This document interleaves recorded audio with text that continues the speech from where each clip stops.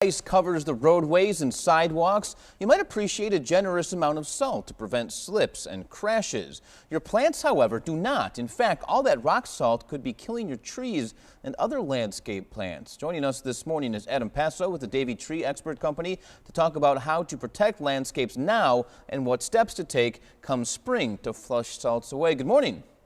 Good morning. So, Adam, I think most people wouldn't even consider this, right?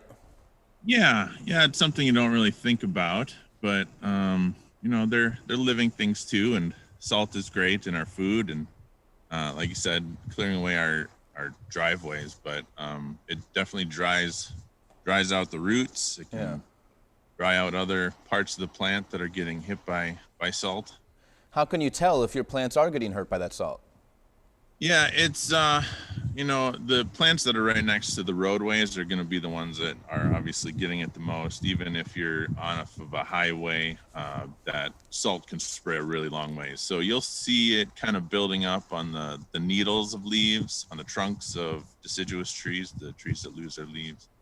And once it builds up on those evergreens, you'll start seeing yellowing, browning from the drying out that happens over the winter. What can we do to prevent that from happening? It's not something that you think about, and I don't think many people do it. But before the whole salt season starts, we should be kind of prepping for it.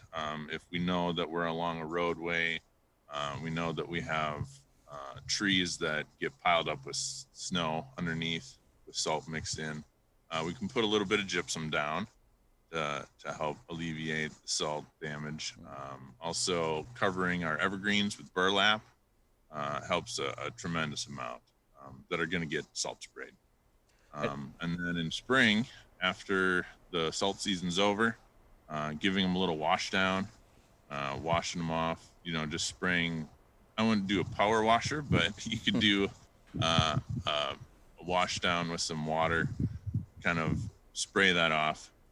Yeah. The trunks, especially on deciduous plants, that's something that we don't really think about because it's darker and you can't really tell that the salt is there, but it's definitely a living part of it, and it's breathing through that bark, so it needs to be washed out. All right, so if you haven't done it to prep before in the fall, put it in your phone right now that as soon as spring comes, wash off your plants. Adam, thank you. You bet.